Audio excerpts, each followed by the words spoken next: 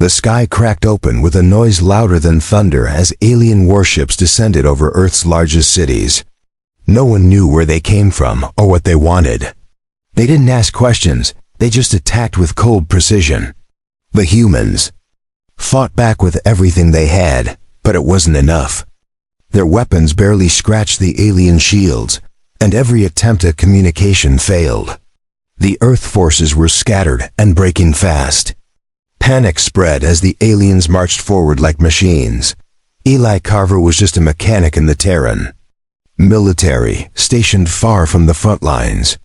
He worked on battle armor and drones, never expecting to hold a weapon himself. But when the alien assault reached his outpost, everything changed. He grabbed a rifle and joined the defense, firing. Beside soldiers who had trained for years. His hands shook, but he didn't stop. When the smoke cleared, only a few survivors remained, and Eli was one of them. That same night, a second wave of alien troops dropped near their ruins. These weren't machines, they moved with grace and power. They looked like royalty compared to the first wave. Taller, armored in shining silver, and painted in colors humans had never seen. One of them stood out. She was different from the rest. Her skin glowed like a clear blue flame. Her silver hair fell in thick braids, and a crown rested on her head.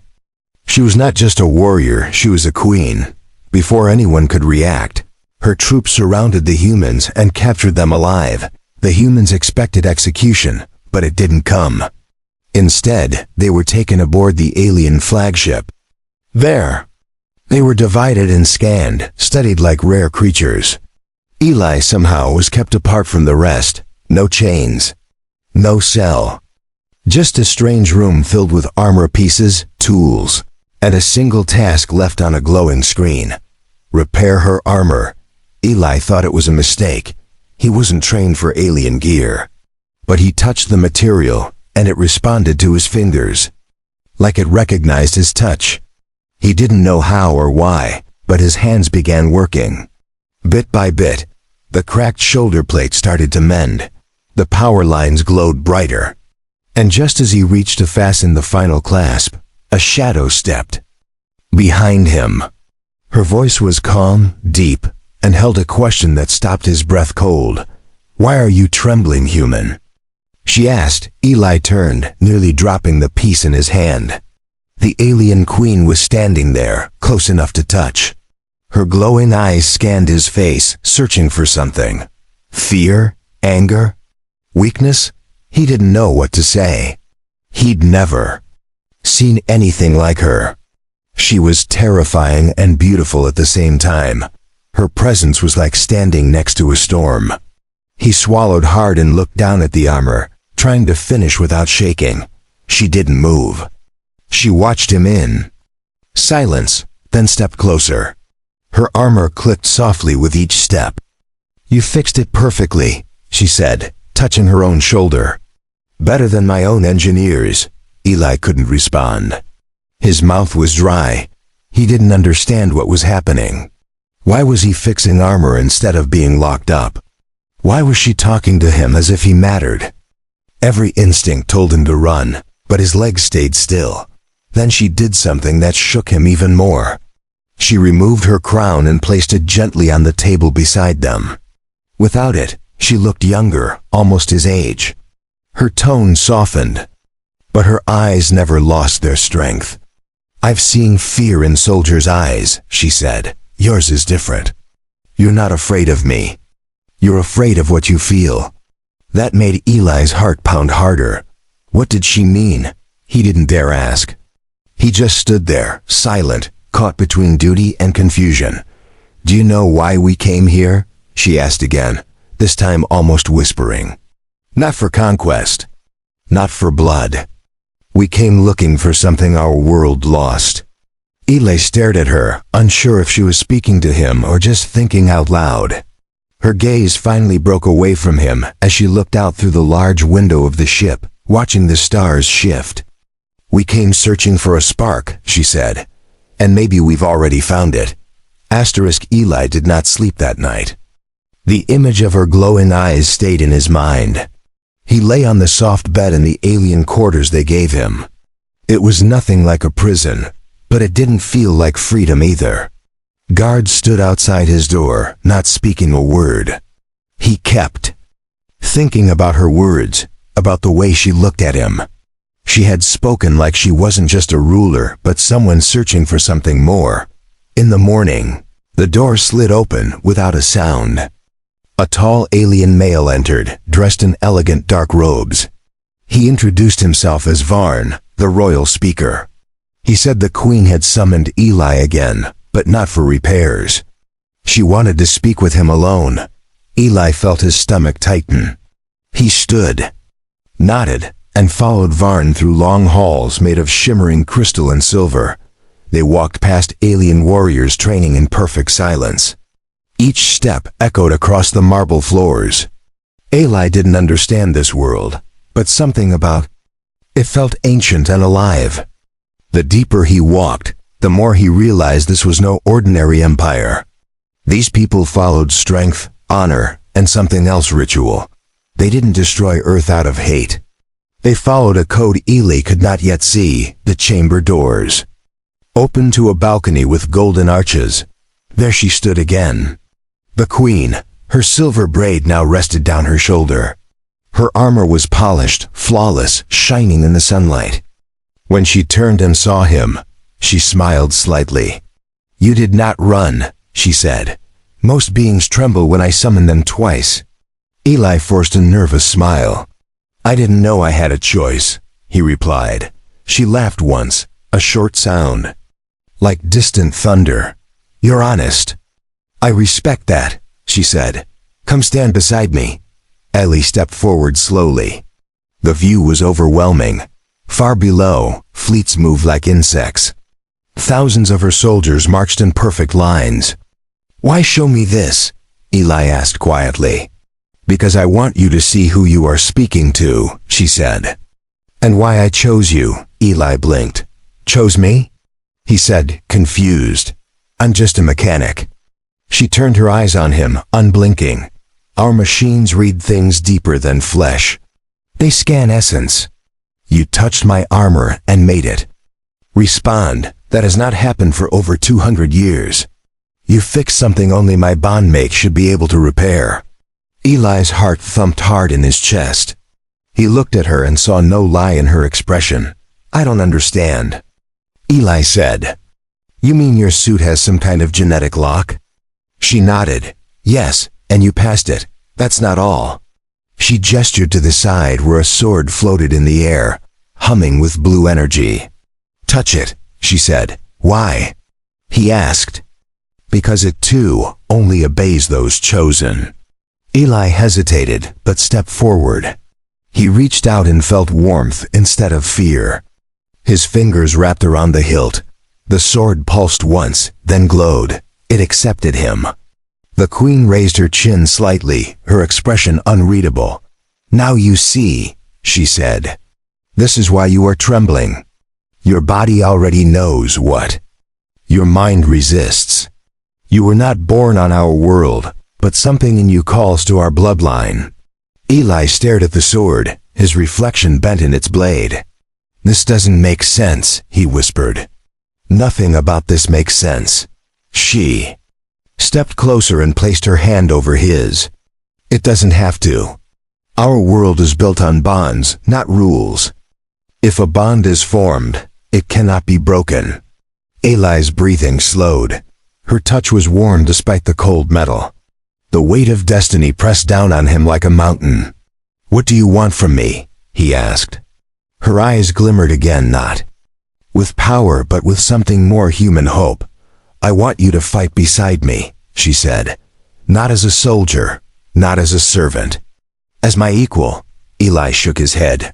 "You barely know me." She tilted her head. "Yet I feel I've known you longer than some of my own kin." The air between them grew still. Even the guards outside did not interrupt. A silence deeper than fear held them both where they stood. Then she whispered, "Come back tomorrow. I will tell you the truth of our war." The next day began in silence. Eli woke to the same crystal blue light coming through the high windows of his alien guest quarters. He had barely slept, and when he did, it was filled with flashes of silver eyes and glowing weapons. He dressed in the simple clothes they provided, no armor, no boots, just soft fabric and quiet halls. No guards followed him this time as he walked the corridor toward the Queen's chamber. He entered through golden doors that opened before he even reached them. The Queen stood by a long table covered in holographic maps. Battles lit up the surface, shifting shapes and red lines crawling across star systems. She didn't look up as he entered. "We've lost 3 worlds," she said plainly. "Your people don't know it yet, but Earth is already part of this war." Eli stepped forward, confused. 3 worlds? I thought you were winning." The Queen touched a glowing point on the map. It turned black.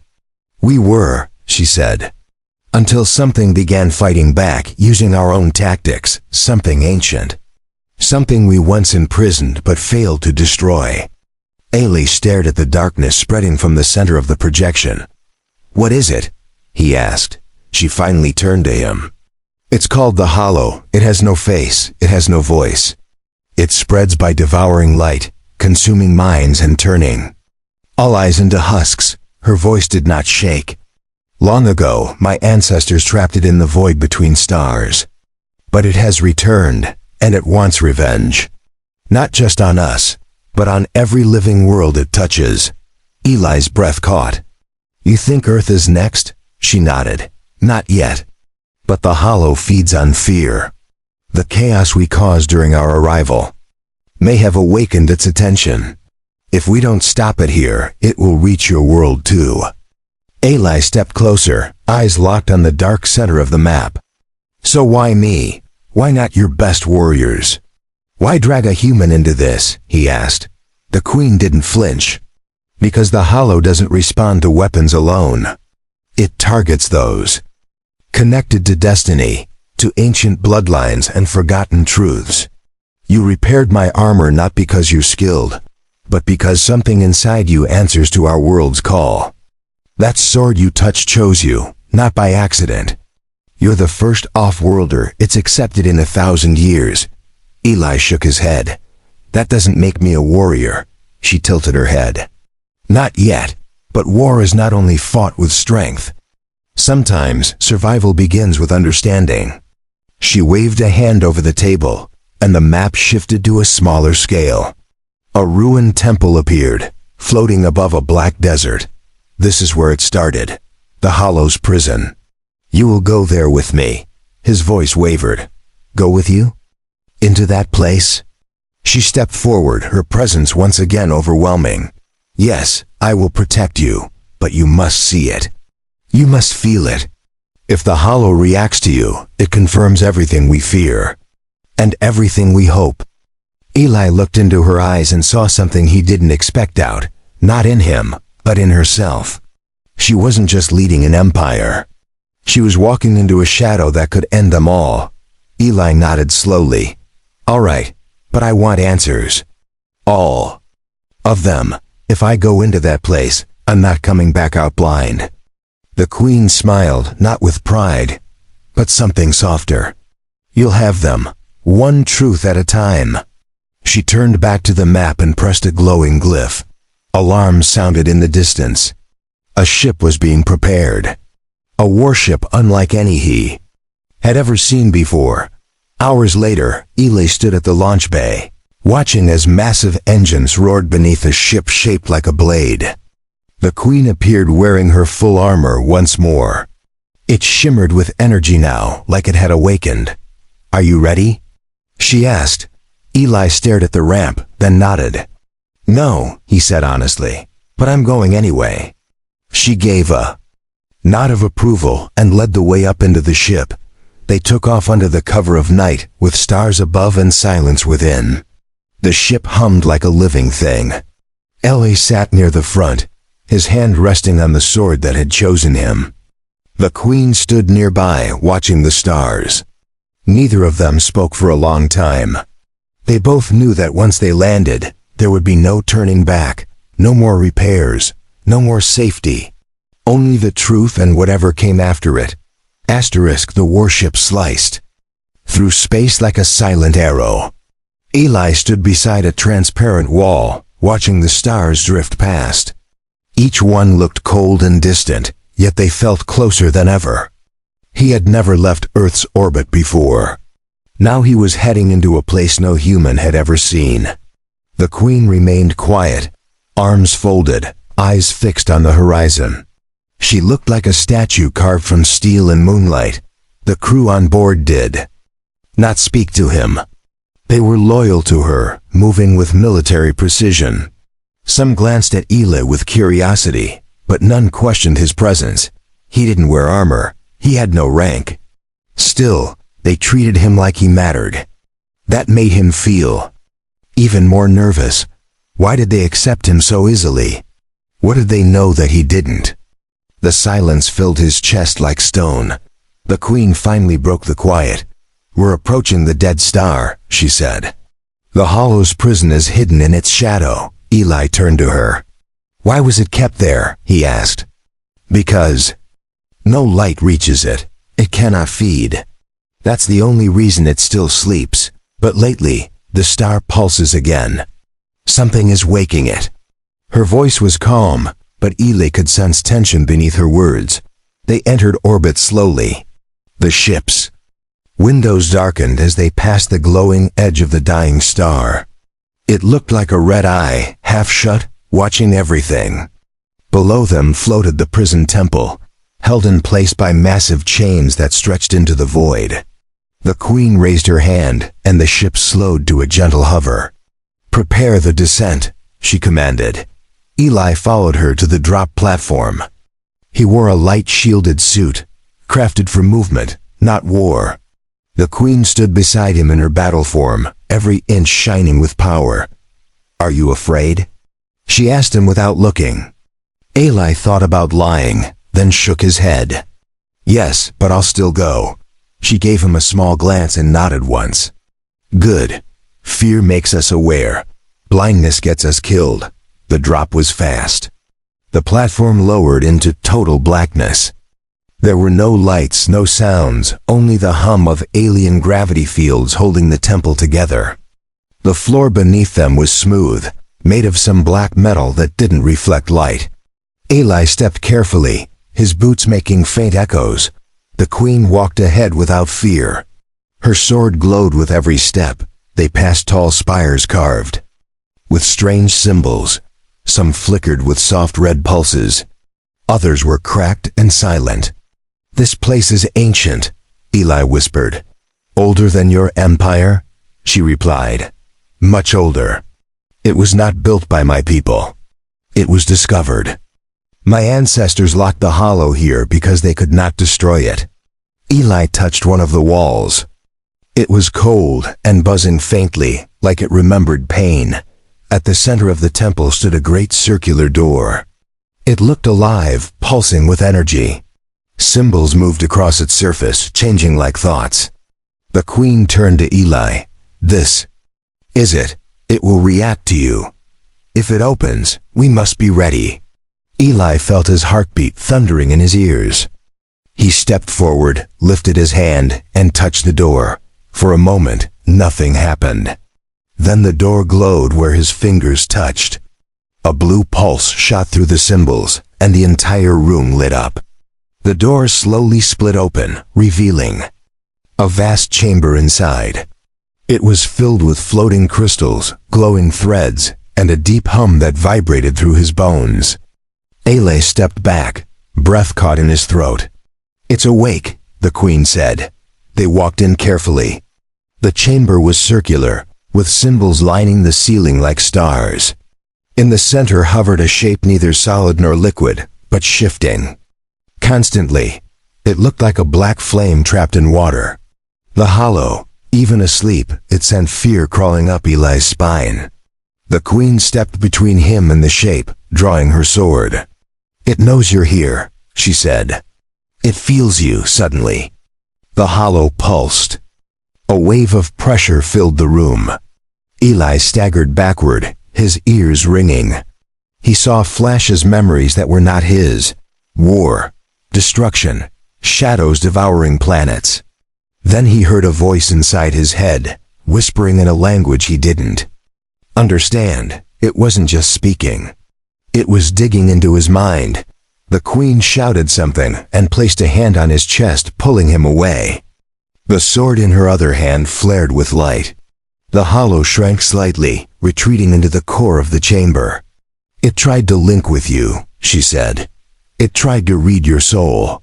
But it failed. That means you're not just connected. To me, you're resistant to it. That makes you the only one who can face it when it wakes."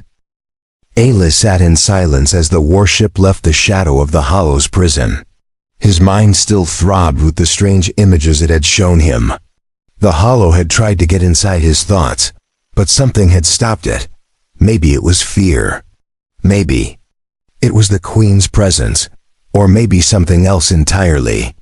All he knew was that he had changed. He could feel it deep in his chest. The queen stood across from him in the command deck. She didn't speak for a long time. When she finally turned to him, her expression was unreadable. "You're still alive," she said. Eli nodded slowly. "But I don't feel like the same person who stepped into that place." She looked at him closely, then said, "You're not. The hollow saw you and pulled away. That means it fears you, or what you could become." Eli rubbed his hands together, trying to stop the trembling. "It showed me things. Worlds falling. People screaming. I could feel their pain like it was my own." The queen stepped closer. "The hollow feeds by sharing that pain. It enters minds and plants despair. But you pushed it back. That's rare. No one outside the bloodline has ever done that before." He looked at her sharply. "What bloodline?" She hesitated. "Long ago, our kind bred with something older, stronger. It gave us the power to resist the hollow. That blood runs through the royal family. But you were born on Earth. You should have no trace of it. Yet the hollow recognized something in you that cannot be ignored." Eli leaned back, overwhelmed. "So what does this mean? That I'm some kind of lost heir?" She gave a small laugh. "Not likely, but maybe something deeper. Maybe fate placed you here at the right moment." Eli shook his head. "I don't believe in fate." She nodded. "Neither did I until you fixed my armor. Until that sword accepted your hand. Until you stood in front of the hollow and lived." The ship's alert chimed. A communication line opened from a nearby battlecruiser. The message was sharp and urgent. "Queen Virea, multiple enemy signals detected near the border of Sector 9.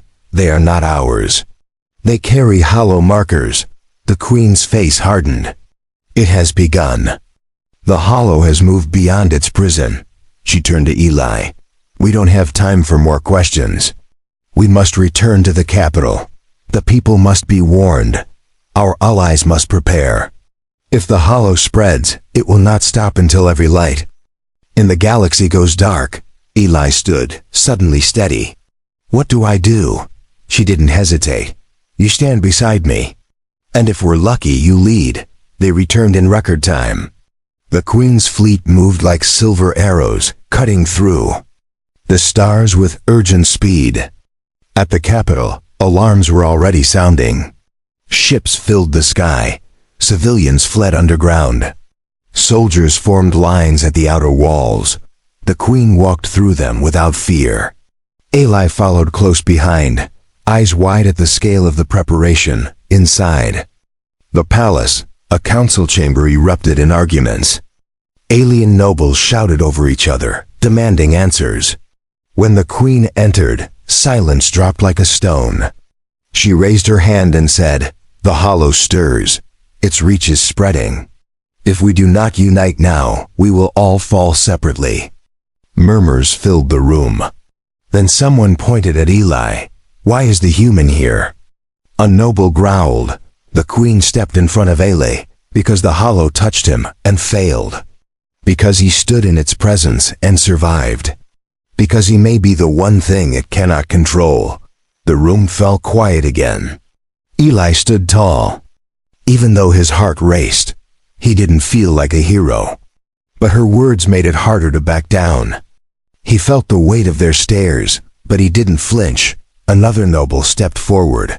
Then let him prove it. Let the human take the trials. The queen narrowed her eyes. You would risk his life for tradition? The noble bowed slightly. No, I would test the truth. If he passes, we will follow him. If he fails, we lose nothing. Ailey looked at the queen. She studied him. It's your choice, she said. But I will not command you. Eli looked at the room, then at her. If the trials prove I belong, then I'll take them. I'm tired of being the outsider. Let me earn this. The queen didn't smile, but a quiet pride filled her gaze. So be it, she said. The trials begin at dawn.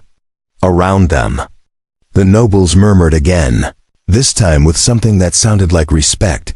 Asterisk, the arena stood silent under a sky filled with swirling clouds.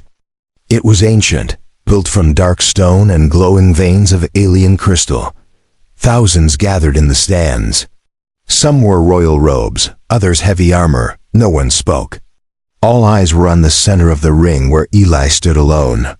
He wore the same. Light armor from the Hollow mission. No helmet, no sword. Just his hands and what courage he had left.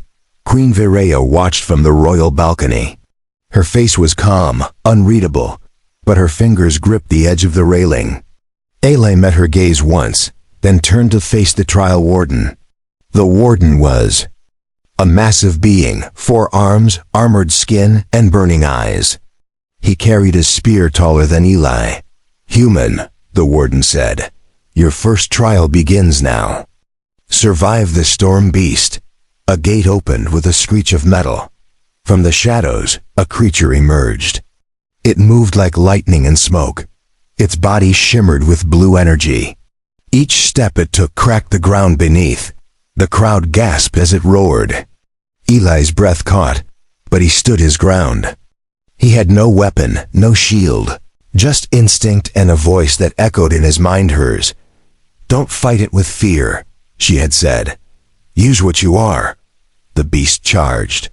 Eli dodged, barely missing its claws. He rolled across the sand and came up panting. It lunged again, and he jumped to the side, landing hard. He was fast, but the beast was faster. He needed more than speed. He needed control. Eli remembered how the Hollow had tried to get into his mind, how he had pushed back. He closed his eyes for a second and listened, not with his ears, but with something deeper. He felt the energy inside the beast wild and burning. It wasn't evil. It was afraid, controlled, bound by something unseen. He stood up slowly and faced it without running. The creature paused. Its eyes glowed, confused. Eli took one step forward, then another. He raised his hand. You don't want this, he said. You're just following orders. The beast snarled, but didn't move. A wave of silence spread across the arena. The warden frowned. The queen leaned forward. The crowd held its breath.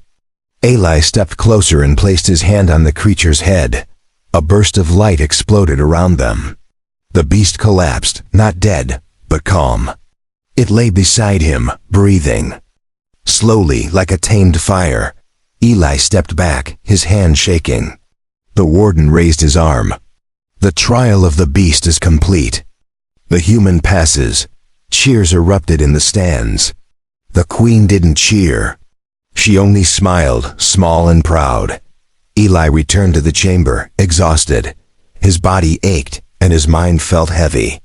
The queen entered quietly, dismissing the guards. She placed a hand on his shoulder. You spoke to it, she said.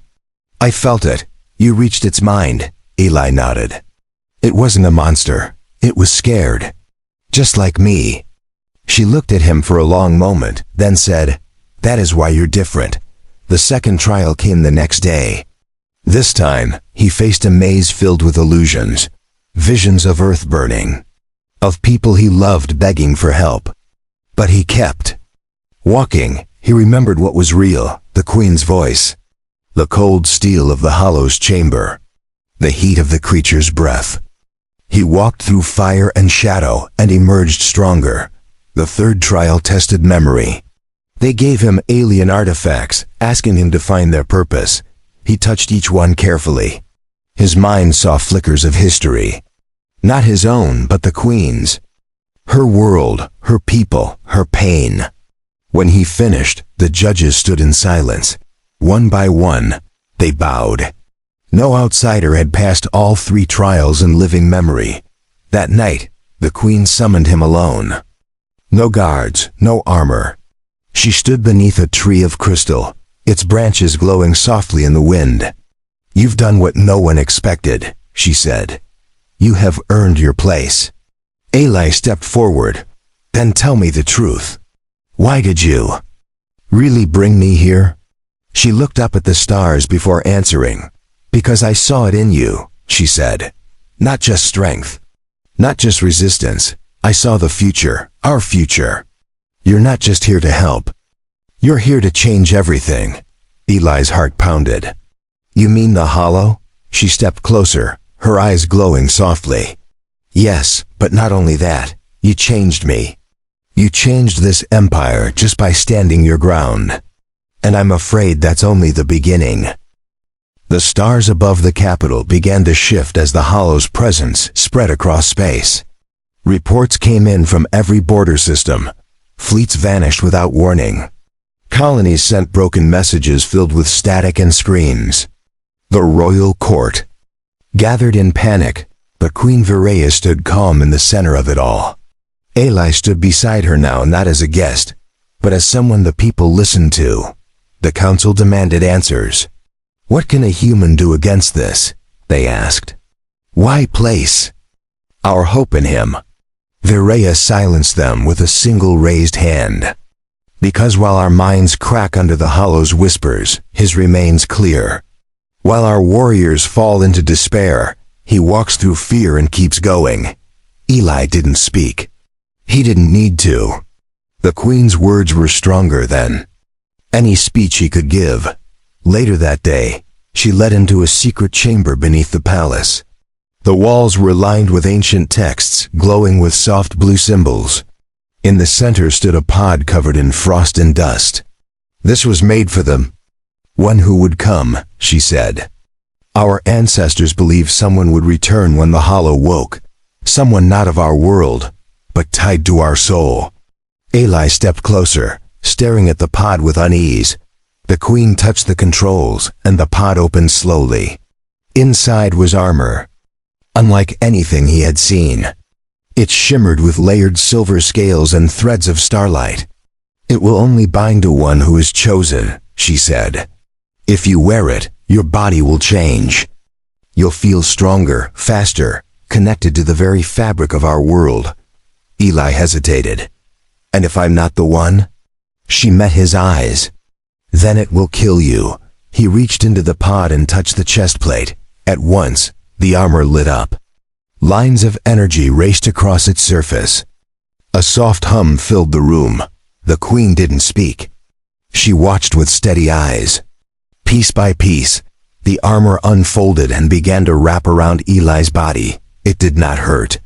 It felt like memory, like something waking up inside him that had always been there. When it was done, Eli stood taller.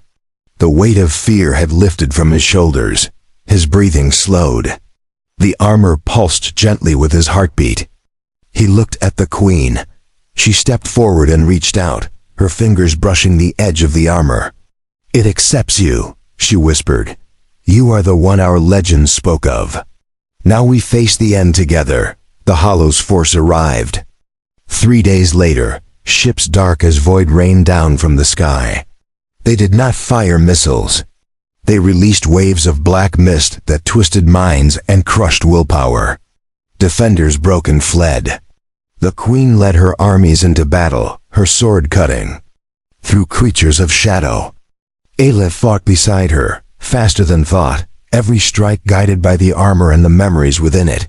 He felt every heartbeat in the battlefield. He saw flashes of the hollow's true form, a swirling mass of pain and hunger. It was not just an enemy. It was a wound across space. It had no shape, no face, only the desire to end light. Eli felt it watching him, testing him. And then it moved. A shadow wave swept across the field, silencing everything in its path. Eli pushed forward, blocking it with the blade he once feared to touch. The impact rattled through him, but he held his ground. The queen called his name, then joined him. Her presence steady like a mountain. Together, they held the line. The hollow screamed, a sound that shook the skies. But it couldn't pass them, not yet. Not while they stood united. In the final hour of battle, the queen was struck. A dark spear pierced her side. She staggered but did not fall. Eli caught her before she could hit the ground. "Don't you dare leave me," he said. She looked up at him, blood on her lips. "This is why I brought you here." Her hand touched his cheek. "You were never meant to serve me. You were meant to stand above me." She collapsed in his arms, unconscious but breathing. He looked up at the hollow's heart rising above the battlefield. Something inside him snapped into place. The armor responded. The sword pulsed brighter. The ground itself answered his step. Eli stood, carrying her gently before setting her down and walking alone toward the storm. Asterisk. Eli walked through the storm with his sword glowing and armor humming like a living heart. The battlefield behind him was broken and full of smoke. The hollow's core floated in the sky like a dark sun, pulsing with waves of despair. Each step he took felt heavier, but he didn't stop. He had seen what it could do. He had seen what it almost took from him. Now he was going to end it. The hollow spoke inside his head. It did not use words. It used fear, guilt, and memories twisted into pain. It showed him Earth burning, his mother crying, the queen dying in his arms, but none of it was real. He gritted his teeth and kept walking. The armor around him burned brighter. It shielded not just his body, but his mind. The hollow changed shape as he approached. From shadow to flame to screaming faces. It tried everything to break him. But Eli had already been broken before, and he had been rebuilt. Not by magic or destiny, but by choice. He raised his sword and pointed it at the monster that wanted to devour everything. "You picked the wrong world," he said. The ground cracked open beneath him. Black tentacles of energy surged upward, trying to wrap around his legs. Eli swung his sword, cutting them down. Each slice echoed like thunder. His feet stayed planted. The hollow screamed again, but this time it sounded different. Not rage, not pride, but fear. For the first time, it met something it could not twist. Eli charged. The sword in his hands burned with silver fire. The hollow struck back, blasting him with waves of memory. He felt the queen's breath on his neck, her fingers touching his cheek. He felt her fall, but he held on to one thing, her words. "You were meant to stand above me." He shouted and drove the blade into the hollow's core. There was no explosion, no sound, just light. Pure, bright light that spread across the sky and erased the shadows. The battlefield froze, the mist faded, the sky cleared. Eli fell to his knees, sword still glowing, breath sharp in his chest. The hollow was gone. Not destroyed by power, but pushed out by something deeper, resistance born from truth. The queen woke hours later in the healing chamber. Her first word was his name. Eli. She sat up slowly, pain in her side, but fire in her eyes. He was there, sitting quietly beside her bed, sword resting across his lap. He looked at her and smiled. "You're alive," he said. "You came back." She reached out and took his hand. Outside the palace, the people gathered. Word had spread. The hollow was defeated. The skies were clean. The queen stood on the balcony beside Eli, her crown resting once more on her head. But this time she held it differently. Our empire lives today because of him, she said. He came from a world we thought weak. But he reminded us of strength we had forgotten. The crowd cheered, not for a ruler, but for a mechanic from Earth. Eli didn't raise his hand. He didn't bow. He stood quietly, unsure how to feel. He didn't want glory. He only wanted peace. But peace was something he had earned. And now it was something he would protect. That night, she met him in the same garden where she had once told him everything would change. The stars above them sparkled brighter now. The wounds of the galaxy were healing. What happens next? Eli asked her. She smiled, tired but proud. We rebuild. Together. No more empires above others. No more silence between worlds. We lead by walking beside them. As equals. Eli looked at her, armor set aside, clothes simple again. And us? He asked. She stepped closer, touched his cheek again. You fixed my armor, she said. Then you fixed my world. Now I want to fix something with you. She offered him her hand not as a queen, but as someone who had seen the end and still chose life. He took her hand, and for the first time he didn't tremble.